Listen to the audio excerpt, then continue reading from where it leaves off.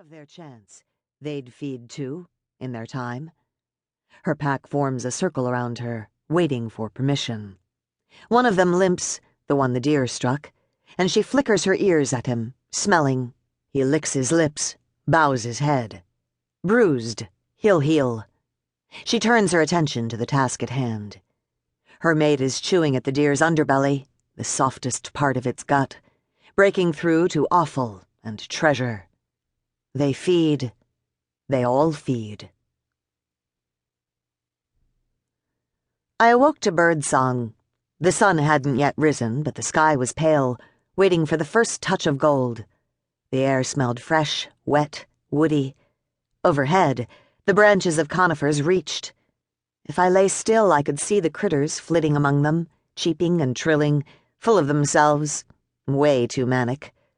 I stretched, straightening legs and arms, pulling at too tight muscles, reminding myself of the shape of my human body after a full moon night of running as a wolf. My furless skin tingled against the morning air.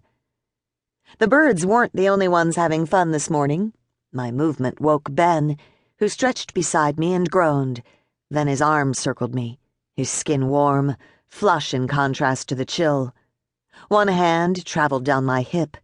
The other reached to tangle in my hair, and he pinned me to the ground, pressing against me with his lean body as my arms pulled him closer and I wrapped my legs around his.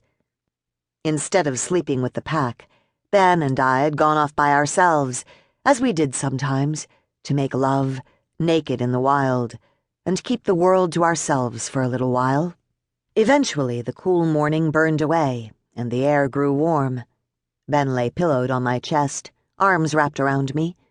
I'd been tracing his ear and winding my fingers in his hair. Finally, as much as I hated to do it, I patted his shoulder. I think it's time to get moving. Do we have to? His eyes were still closed, his voice muffled. Theoretically, no, I said, but I think I'd like to go home and take a shower. Maybe next time we can bring the shower out here, he mumbled. I furrowed my brow. Like a camp shower? I think that'd be more trouble than it's worth. When I said shower, I meant lots of hot water and a pressure nozzle, not just anything that happened to drip water. He propped himself upright on one arm, keeping the other on my belly, idly tracing my rib cage, his fingertips leaving a flush behind them. I'm thinking bigger. We can move out of Denver, get a house out here, go out on the full moon and end up on our doorstep. I think I'm getting a little tired of that condo. Stalked by an unbidden memory, I froze. A house in the foothills, where the pack could gather. The idea brought back old reflexive trauma. That's what Carl and Meg did, I said. When I took over the pack, I promised I would never be like them. Ben tilted his head to look at me. We're not them.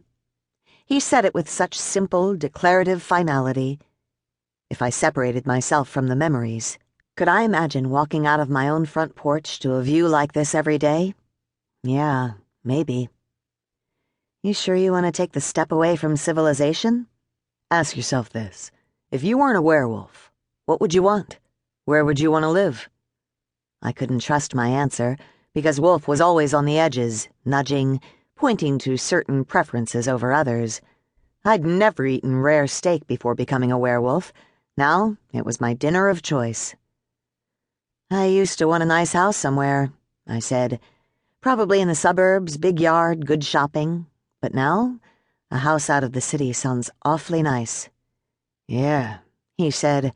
I grew up in the middle of nowhere. That's half the reason I moved to Denver in the first place. But I don't think I want to live in the city forever. So you can see us living in a house out of town, even without our wolves talking? Yeah, I can, he said. His smile was thin and wistful.